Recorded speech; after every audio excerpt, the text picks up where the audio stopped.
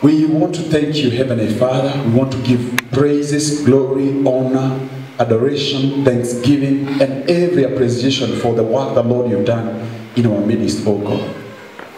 Our gathering here is not because of the hand of man, but because of your grace.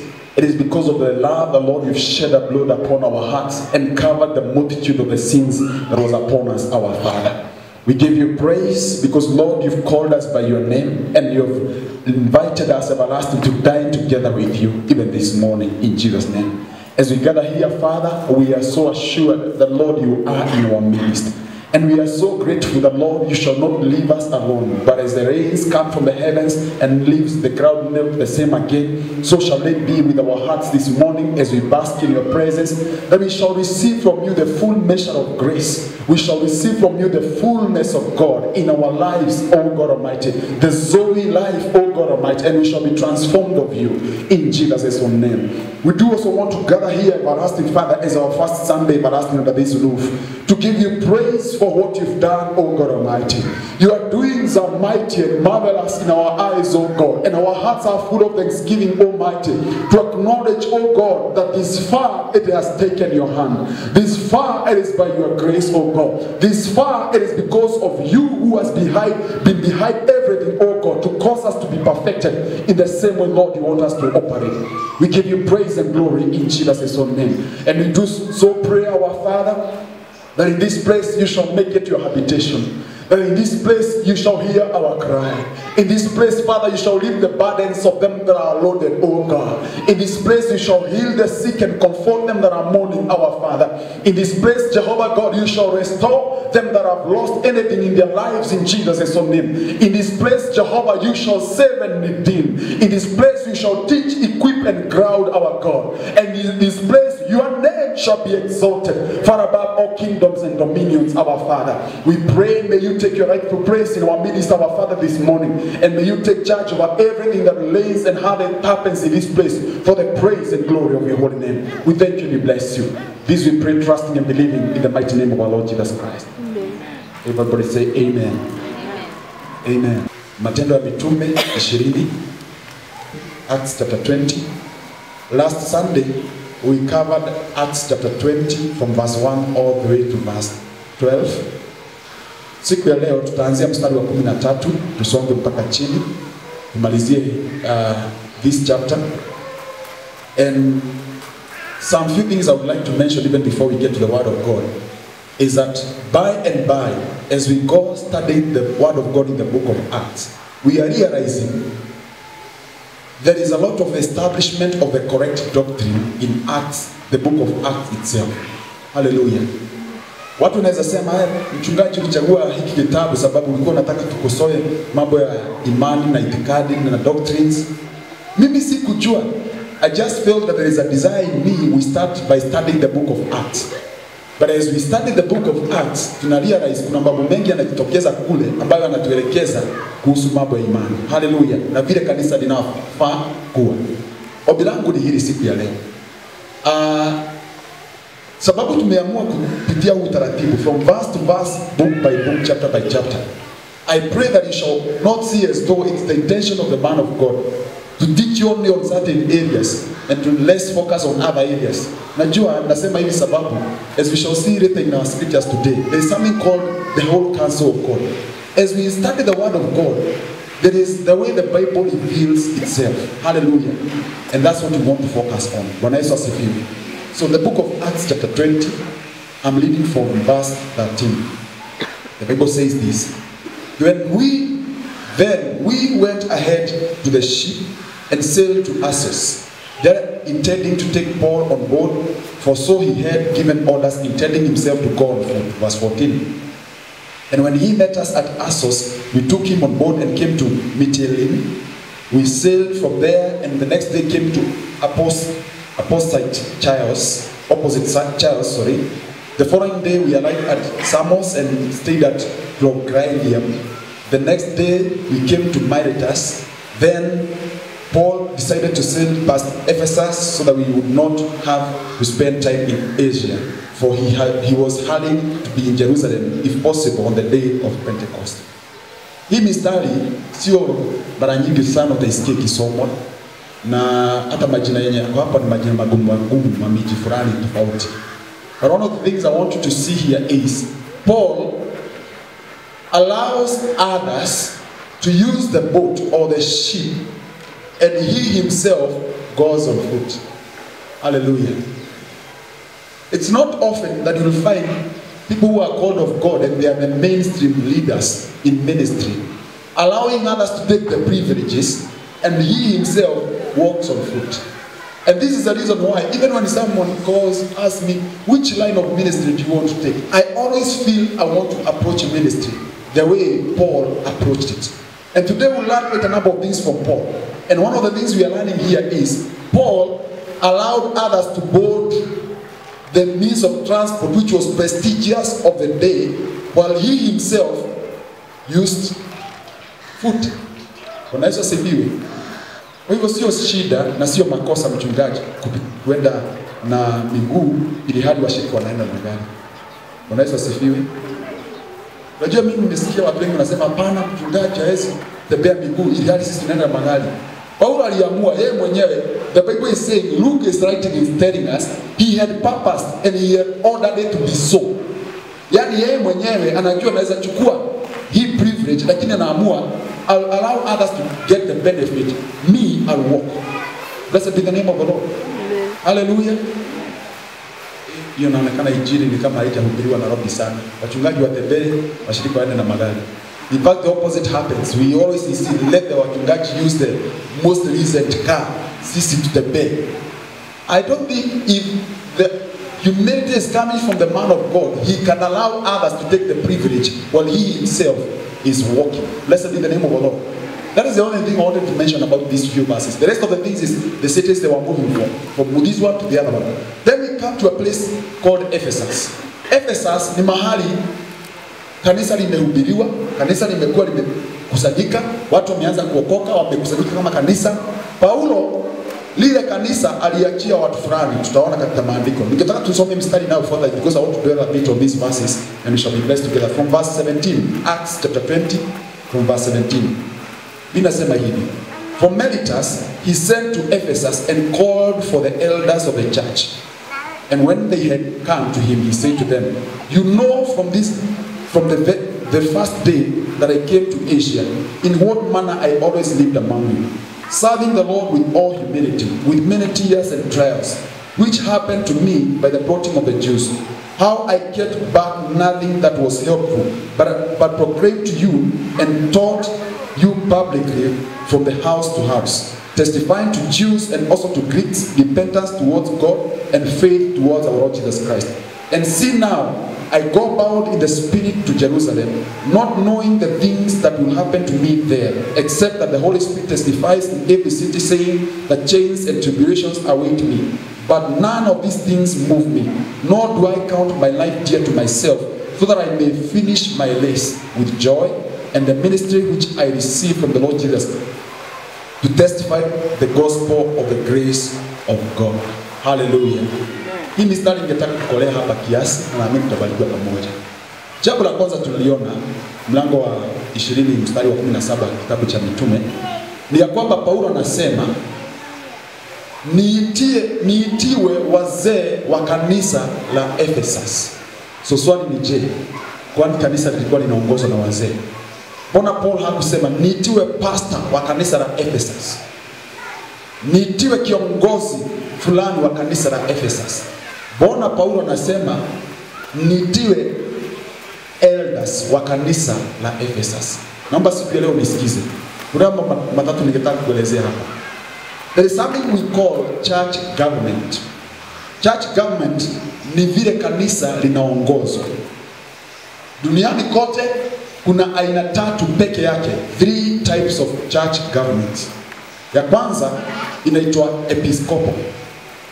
Episcopal ni zile makanisa zote zinazoongozwa na wachungaji, waitwe mitume, waitwe bishop, waitwe pastors, waitwe overseers. Hayo makanisa yote ambayo yanaongozwa na wachungaji. And wachungaji ndio the decision making organs. Ni wao wanaamua leo tutaka tumeangalia huku, tutapeleka pesa zetu hapa, tutafanya mission huku. Ni wao wanaamua ni viongozi kina nani tufanya kazi fulani. Haya makanisa yote yanaitwa episcopal. Na tunayo makanisa mengi sana yanaongozwa na bishops or popes or pastors. Na hapa katikati haya we have almost all the Pentecostals wako ndani. Pia tuko na kanisa kama la Anglican, Catholic. Haya yote ni makanisa tunayaita episcopal. Mahali bishop na synod yake ndio wanaamua vile mambo yatakavyofanyika. Umeelewa? That is number one. Number two is what we call the Presbyterian or the Presbytery churches. The Presbytery type of churches are the churches led by elders. Elders are nominated from among us, the people, but when the elders sit, they are the final decision-making organs. Wao ndio wanaamua ni nani atahubiri. Wao ndio wanaamua pesa itaenda wapi. Wao ndio wanaamua kama tuna mjengo au tuna kazi fulani itafanyika. Viongozi hawa wanaitwa elders, ndio wanaketi wanasema mwaka huu our theme will be this. Mwaka huu tutaenda mahali fulani mission. Mwaka huu tutafanya kazi fulani. Na najua mnajua kwa mfano Kenya tuna mfano the Church of the PCA Church is a Presbyterian church. Why? Wazee ndio wanaketi hapo. Si mnaona hata kwa mikutano yao wazee ndio wanaamua vile mambo yatakavyo kwenda. Okay? I'll come deeply later on maybe to some of these things. The last one is what we call the congregational churches. The congregational churches ni makanisa ambayo yanaongozwa na members. Wao ndio wanaamua, wanaenda kwa AGM wanasema mwaka huu tumechagua fulani akuwe pastor wetu. Kifika mwisho wa mwaka wana review wanasema uketi chini fulani sasa ndiye atakuwa pastor. Congregational churches. Na tunayo makanisa kama haya nchini Kenya. Kanisa kama la Baptist wanafanya hivyo. Wao ni members wanaamua fulani akuwe chairman, fulani akuwe. Every AGM unapewa miaka 3. Unafanya kazi alafu unachujwa. Sawa sawa? Kuna wengine wanapromotiwa, wengine wanapewa kuongezwa nyingine 3 hivyo. And they do this by choice. These 3 forms of church government are allowed, and there is none which is evil than the other. Only that each of them possesses some benefits which are different from the others. For example, if it is the members who are choosing who the preacher is to become, then yule jamaa atafanya kampeni zaidi, ako na uwezo mkubwa sana wa kuwa mchungaji wa hilo kanisa miaka yote. Hallelujah. Hiyo ni one of the weaknesses of congregational churches.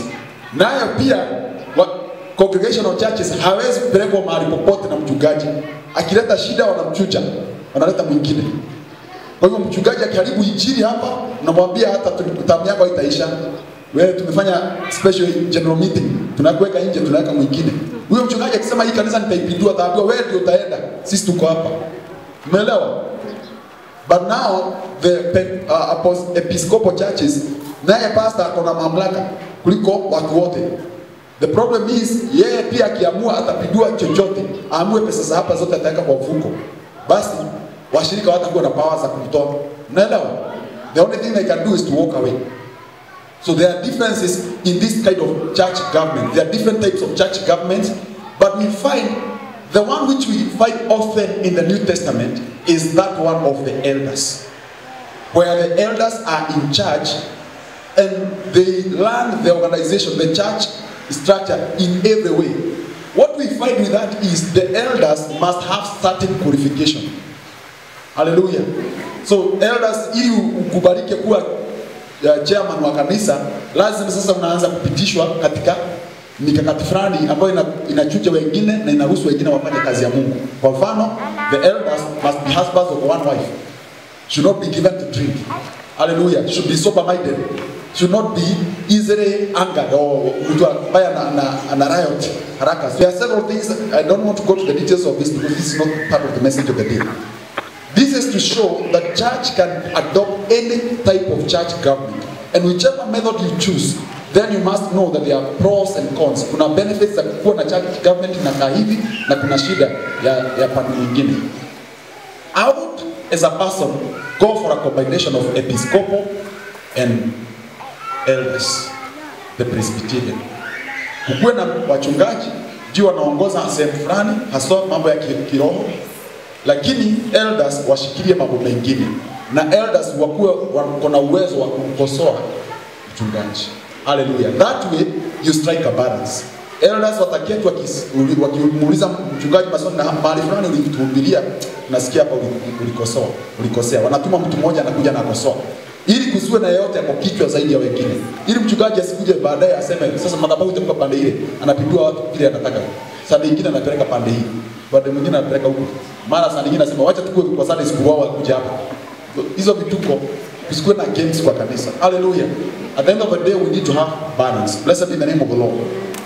Now, from here we see from verse 18 when Paul called the elders to himself. Alipowaita ameanza kuwaelezea, sijui kama niite CV, ameanza kuwaelezea yeye ni nani na vile alivyohudumu miongoni mwao. As we said earlier, it is in Ephesus that Paul stayed longer than most of the other places. Hapa Ephesus alikaa miaka 3. And in those 3 years, Paul anasema nilipoingia miongoni mwenu mnajua the manner of life I lived. Hallelujah. And I want to say this again today. If you are a Christian, your manner of life means a lot to everyone who is surrounding you. Kwa mfano, ndio itaelezea kwamba kama umeokoka au hujaokoka. Paulo anasema, you know the kind of a person I was when I was among you from the first day that I lived among you. Verse 19, he starts by saying, I walked in humility. Hallelujah. So a Christian, a leader, needs to walk in humility, not demanding respect from others. Na hivi niona kwingi sana. Yani pastor anaweza kuja hapa alafu mfanyie hivi. Don't demand. Wale watu ambao unaenda kuhudumia hawaoni sababu ya kukuheshimu, wacha ikue. Hallelujah. But don't demand. Paul never demanded. So those of us who are desiring one day to be used of God in different capacities in ministry, I beseech of you in the name of Jesus Christ, walk in humility. Humility is to treat others as better than yourself. You regard them better. You allow them to have privileges which you yourself you are not enjoying. Blessed be the name of the Lord. Number 2, he says, in tears and in trials. Katikati yenu nilitembea katika machozi na katika kujaribiwa. Hallelujah. Kwa hivyo yeyote ambaye anahubiri ya kwamba ukipitia majaribu inamaanisha umetoka katika mapenzi ya Mungu, sikiza siku ya leo. Katika majaribu unaweza ingia katika majaribu na uwe exactly in the will of God. Hallelujah. Katikati ndani. I walk among you in tears. Ili hali siku ya leo tunasema ukiona mtu analia sana Mungu amemwacha. Hapana. Paulo anasema katikati yenu nilikuwa nalia na naamini kabisa Paulo hakuwa analia sababu Mungu amekataa kumpatia Mercedes. Hallelujah. I think his cry was for more souls to the kingdom of God. Hallelujah. His passion and his causes of tears is not because watu wamekataa kumpatia ugali, wanampatia sijui madharau. He was crying more because he would like to see more people coming to the kingdom of God. The city of Ephesus being transformed of God. Hallelujah. Naomba pia katika maisha yetu na wale ambao hawaliangi na kuomba siku ya leo udhubutu sana, ujaribu kufanya bidii ulie. Hii mambo ya kusema tujui machozi ya wanaume yanamwagika ndani. Hiyo sio ya Mungu. You need to get to a place where you can cry. And the reason for your cry should be good reasons. Hallelujah. Either cries of joy or cries you are groaning before God for something that you want to be fulfilled. Hallelujah. Paulo anatupa mfano mzuri. Yeye alilia. Mbona sisi tusema tuwezi lia? Yaani siku zako zote hata ukilia unalia na style. Hapana. In fact, in some cases mimi napendanga sana ile ya kulia mpaka watoto wanauliza dadiko kunafanyika nini, wanakupatia pole, dadiko na nini, kuna shida gani situambie. That kind of cry, that goes to God. Hallelujah. Na wale waliooa hapa vizuri, unaangalia mwenzako unatuambia tu kama analianga au analia. Kama ni wale waliowaambia kuanzia siku ya leo fanya bidii ulie for good reasons. Hallelujah. Number 3, he says, withholding nothing, even if it means. He says this, and this is the part I want you to get. He says in verse 20, how I kept back nothing that was helpful to you. This is so deep. And as I got some verses down here later, you will see. He says, as a preacher, as a man of God, there are things which I knew they are good to you. But I chose not to withhold anything. When it comes to releasing them, I give you the full measure. Hallelujah. Unajua kuna wachungaji wengi wanajua nikihubiri hivi watu wataondoka kanisani. Kwa nini? Kwa mfano, ukikemea katika dhambi, unajua fulani anaweza ondoka. Na niye analipanga rent, au niye analipanga stima, au niye anakuzianga vipi hapa asubuhi. Unajua sasa nikihubiri hivi watapotea. Paul anasema, as a preacher, withhold nothing. Wape kila kitu. Number 2, sio tu hiyo eneo. Kuna mambo mengine huwa naona wachungaji wanazuia kuyatoa kwa watu. Kwa mfano, waambie watu ukweli kuhusu kujitolea. Wacha kulazimisha na pia wacha kuficha mambo fulani ndani ili wajitolee. Waambie ukweli wa mambo, that they all have the freedom to choose what to give and not to give. Lakini unakuja hapo unasema hapana, ukifanya hivyo utakuwa umekosea mbele ya Mungu na kuna laana itakuja kwako. Unawalazimisha. Tell them the truth. Hallelujah. I withheld nothing. If I need to stand before God one day on the day of judgment, I tell you the truth, I will stand before God innocent, telling God, chochote ambacho ulitia moyoni mwangu niwaambie, niliwaambia. Hallelujah. And this means even going some extra miles. Kuna zile zinakuwa rahisi kutoa. Kwa mfano, kuhubiria hapa wakati wa msimu mzuri na mambo yanaendelea vizuri, ni rahisi kwangu kufanya. Lakini kuna zile zinagharimu kutembea kwa watu nyumbani, kwenda kwa wale walio wagonjwa, kwenda kukaribika usiku katikati kuamka kuombea watu fulani, emergencies kujibizana nazo hapa na pale. In short, I didn't only do the easy and soft things for me. I went to the far end and did everything that was required of me. Blessed be the name of the Lord. Ombi langu ni hili. Kwa wale wote walio hapa na mnajua mmeitwa na Mungu, sio tu katika huduma, lakini katika maisha yako unajua kwamba Mungu amekuita uwe Bwana katika ufalme. Withhold nothing good from others. Hallelujah. To some show mercy, to others show comfort, to others go and laugh with them. Withhold nothing which you know will be benefit to someone. Hiyo inaonekana ni gharama kwa watu wengi na wengine hawataka kufikia. Lakini najua kuna wengi katika yenu wanajua you have 20 plates of food and there's someone else who need only one. Only one, not 20, only one. Take care of the one. Hallelujah. Withhold nothing good from others. Blessed be the name of the Lord. Whatever God has given you, withhold nothing. Kitabu cha Zaburi kinasema hivi. Kuna wale ambao huwa wanakusanya na wanaweka katika magara and they end up in poverty. There are those who hold more than it is deserved and they end up in poverty. But there are those who have a liberal heart, who release and they end up in riches. Hiyo ndio tofauti. Tunapokaa hapa Kenya, hata tukisema Turkana kuna njaa, na kuambia ukweli wa mambo, kuna jamaa hapo na magunia milioni 1 ya mahindi. Mwambie atoe hata 5.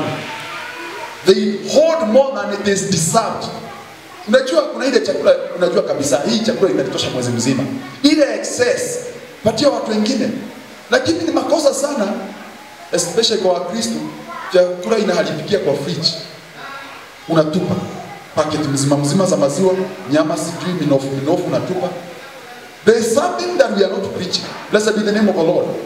Do not withhold something good from others. Something that you know it will be of benefit to others.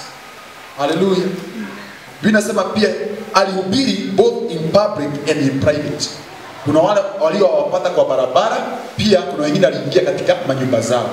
Wahubiri wote, na naomba kunisikie siku ya leo katika jina la Yesu Kristo, lazima ujiandae katika maisha yako kuwa tayari kuhubiri public na private. Kuna wale tu wanaweza kuhubiri hapa ndani. Ukimpa microphone pale kwa barabara, mapito ya njia, anasema hapana, hapa watu wataniona. Kuhubiri kwa ukweli ni yule mtu ambaye anaweza simama katikati ya watu kule public na pia in private anaweza kuhubiri. Hallelujah. I was a minister of the gospel in public and in private. Kumaanisha hakuna kumwaibikia Mungu. Hello. Kuna watu najua hapa wanasema mimi nimealikwa tu, nimeitwa na Mungu nimhudumie nikiwa ndani. But God says you can do everything and you are supposed to do everything through Christ. Blessed be the name of the Lord. Minister to him in public and in private. Pia anasema he ministered both to Greeks and to Jews. Aliwahubiria wote, wale Wayahudi na wale wengine wanaitwa wa mataifa, the Jews, the Greeks who are the Gentiles. Aliwahubiria wote, and he gave them the same message. Yani kumaanisha ni vibaya sana haswa Nairobi in a cosmopolitan society kuwa na makanisa ya kabila moja. Na nitasema hiyo ili mnisikie na mjue njia ambayo Trinity House imeishika. Ni vibaya sana katika mji kama Nairobi, tumezungukwa na watu wa mataifa na kutoka nchi tofauti na kabila tofauti, kuwa na watu wa makanisa wanaoabudu kwa lugha yao ya mama. Na mhubiri anasema hapana, ni juu mimi niliitwa nihubirie watu wa lugha yao. Blessed be the name of the Lord. What are you telling the others? Who will be your neighbors in heaven, if I may ask? Blessed be the name of the Lord. Amen. Ni wapi Mungu alisema nimekuita uhubirie watu wa kwenu? You know, they go to the book of Galatians chapter 2. I wrote a whole paper, 9 pages on that verse alone. Chapter 2 verse 8. Where Paul said, I've been called to the Gentiles and Peter has been called to the Jews. But later when you got the details, you discover they would even interchange.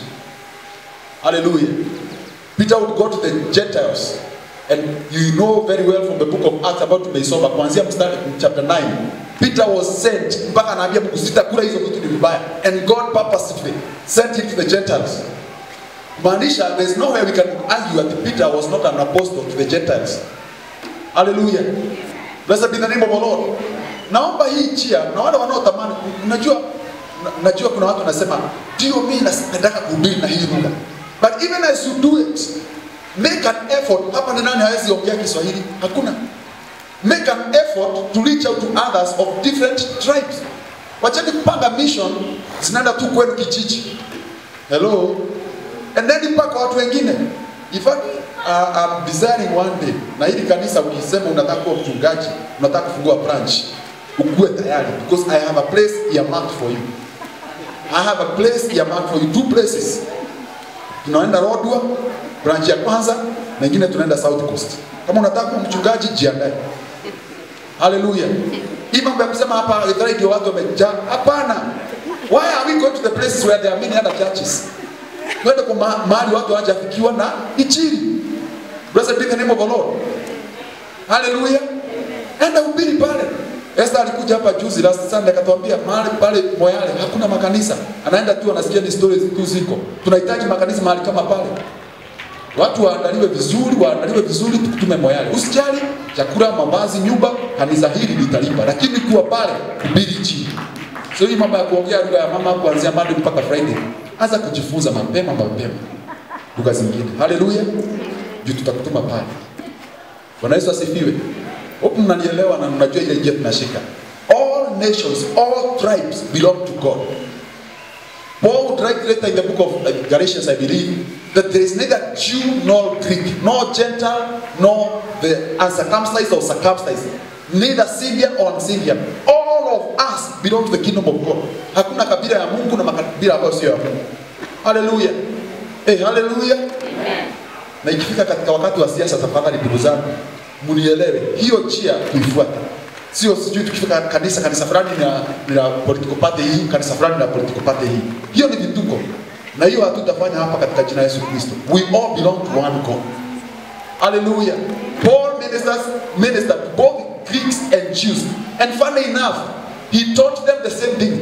Sijui kama Biblia yako inasema kama yangu.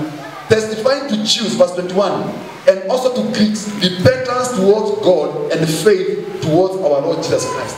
Wote wawili hakusema hii injili hubirie hawa na hii injili hubirie hawa. Hapana, wote they need to hear that same gospel, that it is repentance towards God and faith towards our Lord Jesus Christ. 24 anasema I wanted to finish my race. The reason why he said I don't count my life dear to myself ilikuwa tu sababu moja. Ya kwamba anasema if I count my life so dear to myself, I will not fulfill my purpose. Hey, hapa naomba mnisikie. Kuna watu wengi sana wanampenda Mungu, wanapenda mambo yanayofanana na mfano wa Mungu, lakini kujitoa kwa Mungu ni nusu. Anaingiza Mungu nusu, anasema unajua ukiwa spiritual, ukiwa katika ufalme wa Mungu unaweza zama huko potea. Naomba unisikie hapa. Paul says, I didn't count my life dear to myself. Why? So that I can finish the race. Nisikize siku ya leo. If you are considering your life so precious to yourself, you will not achieve your purpose in life. I can tell you for free. You will not. If you're not willing to risk and to throw yourself, if you're not willing to go that path, achana na purpose. Someone is asking me, Pastor, why are you talking so toughly to us? Jesus said, whoever seeks to save his life will lose it. But whoever seeks to save, to lose his life will save it. Yeyote ambaye anasema unajua kwenda kanisani hata kujitolea pesa zangu au hata kukua hapo katika mkesha sijui nini nitaumia sana. Whoever seeks to save his life and to save his energy to say unajua kuna watu wananiambia hawezi enda kesha. Wakienda kesha it's too much for them, they will not be useful the following day. Mpaka najiuliza jamani, kwani usingizi inakuwa masaa miaka ngapi? Usingizi ya siku moja si utarara na hii kitu itakuisha kimeisha kwa kichwa. Au usingizi inakuwa wapi? Si ni kichwa. Usingizi inakuwa wapi? Miguu, mikono, si ni kichwa. Ulalishe kichwa tu masaa mawili matatu usingizi iondoke uendelee na kazi. But someone says, no, that's too much. I will not lose too much. Whoever chooses to go that path, I tell you the truth, they will not achieve anything big in this life. But this life is for people who are saying, come what may. This is what I'm called for. Watu wanione ni kama nimefanikiwa au sijafanikiwa. This is my purpose. And I'm willing to lose my life. Paul is saying, I did not count my life dear to myself. If I did, then I would not have headed to Jerusalem. Why? The previous verse he is saying, for the Spirit testifies in every city I enter that there lies ahead of me tribulations and temptations. Yani Roho wa Mungu anamwambia mapema kabla uende Githurai, wacha nikwambie, ukifika pale kuna jamaa watano wamejipanga na watakuingiza ndani. Lakini Paulo anasema mimi nani? Maisha yangu ni bure kwangu. I consider everything done. I have to go to Githurai because there are 10 souls ambazo Mungu amepanga wasiokoke pale Githurai. Kuna familia 3 lazima waunganike tena. Kuna watu fulani wamegongana lazima niende pale wasikizane. That is what he was considering dear. Blessed be the name of the Lord. Lakini wangapi hapa katikati yetu kiambiwa unaenda Eldoret wewe nimesikia kama na huko amejipanga yule yote atakayeleta crusade pale atafukwa miaka 2. Ni wangapi watalipa hiyo nauli ya kwenda Eldoret? Paul is those who are saying for the sake of the kingdom, niwe ndani au niwe nje, injili itaendelea. Niwe nimekufa niwe nimefufuka. To me either is okay. To die and be with Christ or to remain here and continue the gospel. One of the two is okay. Blessed be the name of the Lord. Do not count your life dear to yourself. Whoever seeks to save his life will not achieve anything in this life. Hallelujah. Na nimeona wengi. Si Yesu alisema hakuna yeyote ambaye anaingizanga miguu katika kufanya kazi na mlao. Unahitaji the plow, sijui inaitwa nini kwa Kiswahili. Inaitwa nini? Plow. Unaielewa? Hakuna yeyote ambaye anaenda kufanya kazi na hiyo kitu. Alafu kitika katikati aone pengine kisiki au vitu zingine asema hii ni ngumu sana. Apiduke is worth the kingdom. Hallelujah. But whoever attempts, unafaa kuingia umeamua kichwa yako yote moyo wako, this is what I'm going for, whatever comes to me. Blessed be the name of the Lord. Chapter 25 nasema hivi kwa kitabu cha Mitume 20 mstari wa 25. We are doing an exegetical sermon. Acts chapter 20 from verse 25. And indeed now I know that you all among whom I have gone preaching the kingdom of God will see my face no more. Therefore I testify to you that this day that I am innocent of the blood of all men, for I have not shunned to declare to you the whole counsel of God. Therefore take heed to yourself and to all the flock among which the Holy Spirit has made you overseers to shepherd the church of God, which he purchased with his own blood. For I know this, that after my departure, savage wolves will come in among you, not sparing the flocks. Also from among yourself men will rise up, speaking perverse things to draw away the disciples after themselves. Therefore, watch and remember that for 3 years I did not cease to warn everyone night and day with tears. Paul is about to depart. Na nawaambia hawa watu wa kanisa la Ephesus wazee, nikiondoka kuna uwezekano mkubwa sana hatutawahi onana tena. Hallelujah. Imagine someone facing you, seeing or seated in front of you, anakuambia, unajua ndugu yangu, kuna uwezekano hatutawahi onana tena. Personally, I've been in those moments so many times. Tukiwa kikundi cha moto kuhubiri, kuna kawimbo tulikuwa tunaimba kumalizia crusade. Na kawimbo kwa wale ambao hawezi elewa hii lugha nitawatafsiria msiogope. Utigana twatigana kiana baidhori. Then tunamalizia pale. Kaya edale itukona na gogo kana torale. Inamaanisha kuachana, tunaachana kwa hii mission ikimalizika, tunaachana kwa uchungu na machozi, na kuna uwezekano hatutaonana hapa, tutaonana mbinguni. And because some of those missions zilikuwa za bali na kwingine ambako unajua kabisa kuna uwezekano hatutarudi mahali pale au kuonana hao watu tena. Watu walikuwa wanalia. Juu tulikuwa tunaimba tukimaliza crusade ya mwisho, siku ya mwisho. And we would all feel and we would assure each other, even if we don't meet again here on earth, just make sure you make it to heaven. Blessed be the name of the Lord. These things helps us sink some sense deep within our hearts. You know what? Wakati tunaishi hapa katika furaha zetu, na this is why the Bible recommends we go for burial meeting. Nili ujue ya kwamba wewe hauko hapa siku zote. If you don't come or wake up to that reality, na kwa kweli wa mambo utakuwa ukiona kama ni mzaha tunaishi tu hapa. Ukiondoka na mturani ndio unastuka. But live in this continued preparation that one day you can depart from this world. Hallelujah. Wacha nisonge just kosa kusema plani hapa. The pili Paulo anawaambia, you know the kind of life I've lived among you. Anawaambia I've been innocent of any man's blood. Hakuna yeyote anaweza dai damu yake iko juu yangu. Wow. What a claim. I tell you, not so many preachers in the world today can make this claim. Kwa nini? Wanajua number 1 wako na madeni ya watu. Hallelujah. Wengine wanajua ndio walikata mtu fulani miguu ili aanguke, biashara ya mtu ikaanguka au kanisa lingine ikafungwa upande huu. Wanajua they are not innocent. But I want to refer you to a man who I really love, called Samuel. In the book of 1 Samuel chapter 12 verse 3 to 4 he says this. Samuel wa kwanza 12 mstari wa 3 na 4 inasema hivi. Here I am, it's now Samuel speaking to the entire nation of Israel. Witness against me before the Lord and before his anointed. Whose ox have I taken? Or whose donkey have I taken? Or whom have I cheated? Whom have I oppressed? Or whose hand have I received any bribe with which to blind my eyes? I will restore it to you. And they said, you have not cheated us or oppressed us, nor have you taken anything in any man's hand. Luka mpaka mstari wa 23 inasema hivi. Moreover, as for me, far be it from me that I would sin against the Lord in ceasing to pray for you, but I will teach you the good and the right way. Ili mchungaji awe na mamlaka ya kusema, there is none of your blood which is in my hand, lazima akuwe amefanya mambo fulani. Kwa mfano, akuwe amewahakikishia, amewafunza kila chochote wanachohitajika kujua, kila nafasi ameipata kuhubiri. Hallelujah. He withheld nothing good. He released everything. He taught them the full counsel of God. That's number 1. That way you can innocently say, I am innocent. Wale ambao ninafaa kukanya niliwakanya. Wale ninafaa kuwarn niliwawarn. Wale ninafaa ku encourage, I encourage. Those who I desire to show the way, I told the way. Those I desire to tell, to repent, niliwaambia vile. I have told you the full counsel of God. Hallelujah. Jambo la pili, for you to be innocent, lazima ikue mali ya watu na vitu za watu kuja kwa mfuko. You know what that means? Kama unakopeshwa unalipa.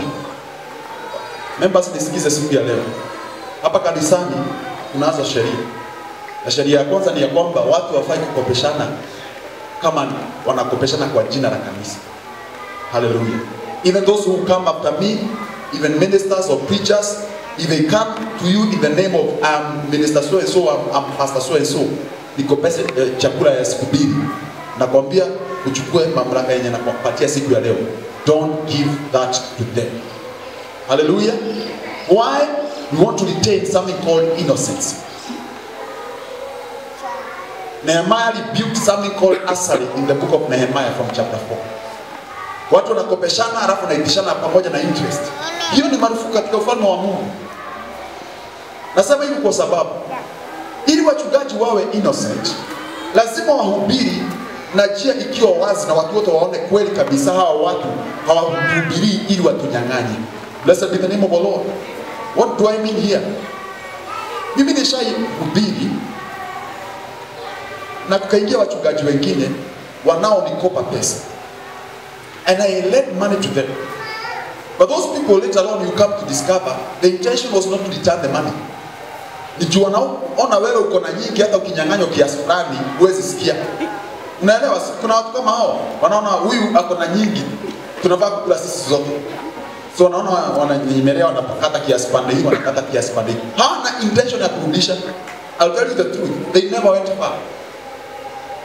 Because it was their nature and their character, wanakopa huyu, wanakopa yule. Baadaye ikajulikana kumbe hii ndio kazi wanaifanya kopa watu. Wanafukuzwa wote. Ni tabia mbaya kwa mchungaji yeyote kutumia cheo chake kuwakopa watu. Kama mimi ni mchungaji, nikiingia kwa kioski yako na unauza soda, nilipe. Haleluya. Nikiingia kwa duka na unauza manguo, nilipe. Kama sina pesa za kulipa, nirudi nyumbani. Haleluya.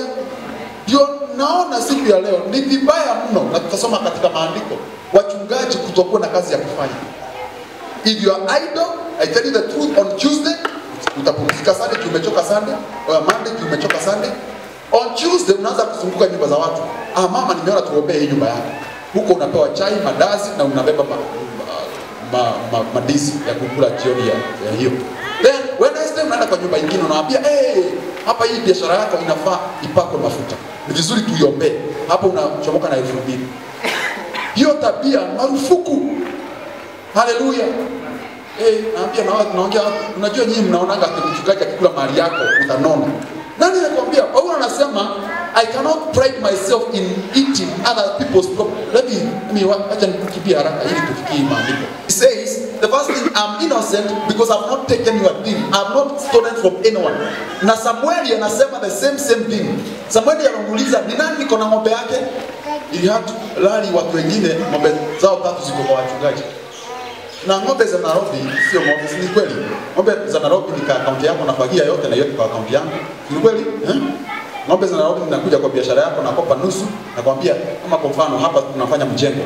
Nikijua fulani na mjini na mawe, namwambia leta lori mbili.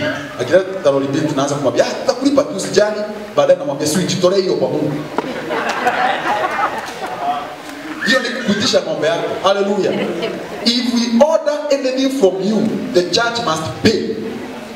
Leo nikiambia ndugu fulani, tunataka kutumia gari yako tukimbie mahali fulani. Hiyo gari tuiweke mafuta na tukulipe. Hallelujah. It's bad manners for the church to take advantage of people. In so doing, you will not be innocent. Hallelujah. Nikisema baisikeli yako ndugu fulani, nibebe nifikishe mahali fulani. Wacha nikwambie, nafaa nifikishwe pale mwisho, nipe kama bodaboda.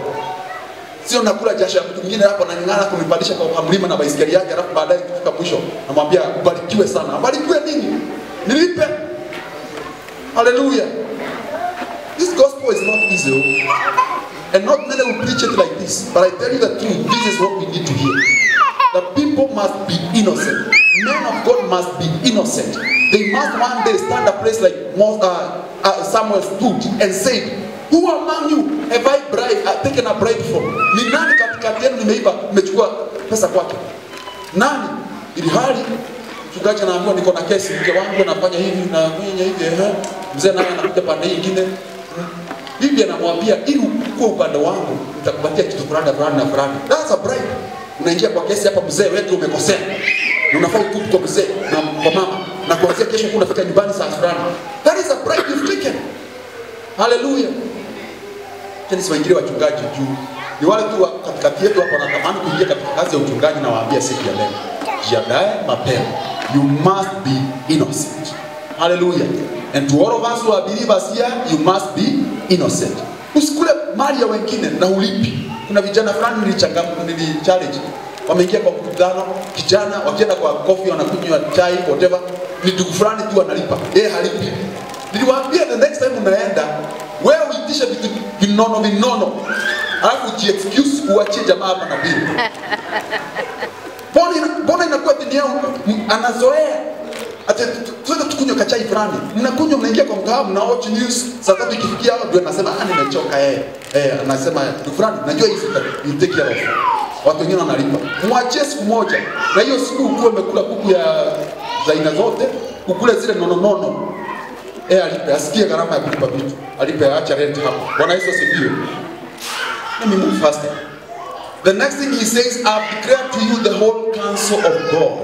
I love this. I've declared to you the whole counsel of God. Yani, katika maandiko, now this is what Paul writes to Timothy. The Bible is the full counsel of God. Hallelujah. And this is now what is the whole counsel of God? And what is declaring the whole counsel of God? Kufunza the full counsel of God means you are not taking the favorite scriptures and dismissing them, the congregation, for them to action in a certain way, and then the rest of the scriptures you're not teaching them. Hallelujah. The whole counsel of God means from Genesis to Revelation umehubiri. Lakini hawa wahubiri wamezoea kukaa tu hapa Samuel na kukaa Joshua, wakakaa hapo na Leviticus kutufunza tu mambo ya Agano la Kale. You are not telling us the whole counsel of God. Hallelujah. Amen. You need to teach us Genesis and you teach us Revelation. You need to teach us the truth. In mahali na kukata wewe mchungaji unaisema. Mahali na kata washirika unaisema. That is the full counsel of God. Blessed be the name of the Lord. That is not the full counsel of God. I've heard people reading Paul's letter, the church of Corinth and the book of Galatians, wanasema, this is how you're supposed to treat the servant of God. Wanasema hivi, and this is what Paul writes. He says, ya kwamba, punda anapofanya kazi, you're not supposed to muzzle the horse when it is treading the wheat. Chenye hawajui, Paulo ameandika hilo andiko katikati ya zungumzo fulani. He is talking of, I had these privileges which I chose not to take. Anasema si wengine kama Peter na wengine walichukua bibi, wawe na bibi na wanafurahia maisha yao. Anasema si wao you should not muzzle the horse wakati nafanya kazi.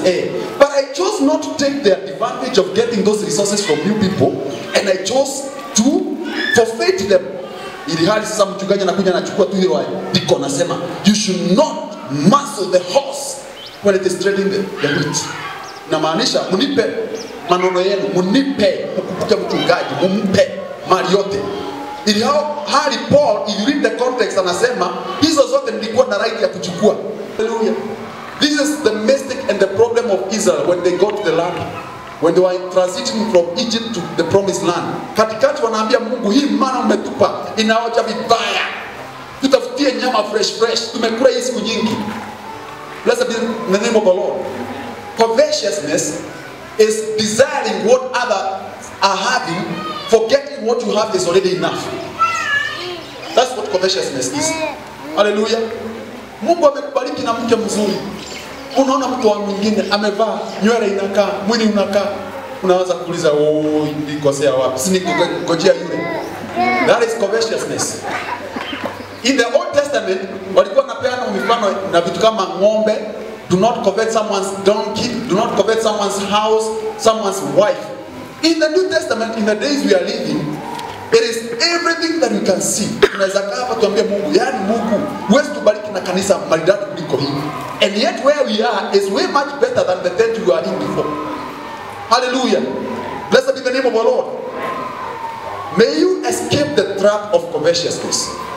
Na hii ndio, wacha sasa niegemee upande wetu wa chungaji. Mchungaji fulani anaingia kwa parking, anaona gari yake ni ndogo kuliko ya washirika. Anasema tuko na fundraising mwezi wa 8. Hallelujah. Fundraising lazima tu raise pesa. Mchungaji hazi yenda na gari ovyo. Niulize nani alisema gari yako haiwezi kuwa duni kuliko wengine? Blessed be the name of the Lord. Does it mean that we should be lazy and not pursue good things? No. The issue is at what cost. Unafanya hivyo kwa what are you incurring for you to be able to get that? Kama unaipata katika hali zako za kawaida za kufanya kazi, then blessed are you. Shida ni uanze kulazimisha watu wafanye vituko hapa ili ufike hicho kiwango. Kuna jamaa alifanya fundraising ya kufungua biashara, nikamwambia umeenda sana. Umeenda sana. Fundraising, ufungue biashara. Hey. I did turn up. What you will not be caught up in the trap of covetousness. If you get into that trap, utakuwa unavaa nguo mara moja, unaona kuna mwingine ameleta ingine mpya. Nawe unasema ninataka hiyo. Unavaa hiyo, kesho yako unapata kuna ingine mpya inatokea. Hallelujah. But the last thing he says in verse 35 is it's more blessed to give than to receive. I'll not go beyond that. It is more blessed to give than to receive. That sounds so much, and I pray that all preachers in this world will read this verse 10 times every day. 10 times every day. They will understand it is more blessed to give than to receive. So if I'm here, I'm organizing a fundraising, and I'm the one receiving, you people are more blessed than me. I'll never fail to tell you that truth. You are more blessed than me. Wacha tubariki mchungaji. Wacha nikwambie ukweli wa mambo. You are more blessed than me. It is more blessed to give than to receive. Keep that in your heart. I'll not elaborate it today because we don't have time. But keep that in your heart. It is more blessed to give than to receive. As simple as that. Unapotembelewa na mtu unampatia maji, wewe umebarikiwa zaidi kuliko yeye. Hata ukipata mtu fulani mkubwa kiasi gani na anashindwa kutoa 100, wewe unayejitolea 100, you are more blessed than that person. Always keep that in your heart. Naomba tusimame katika jina la Yesu Kristo. In Jesus' name, shall we pray together? Now, Father, we say thank you because of sending us your word.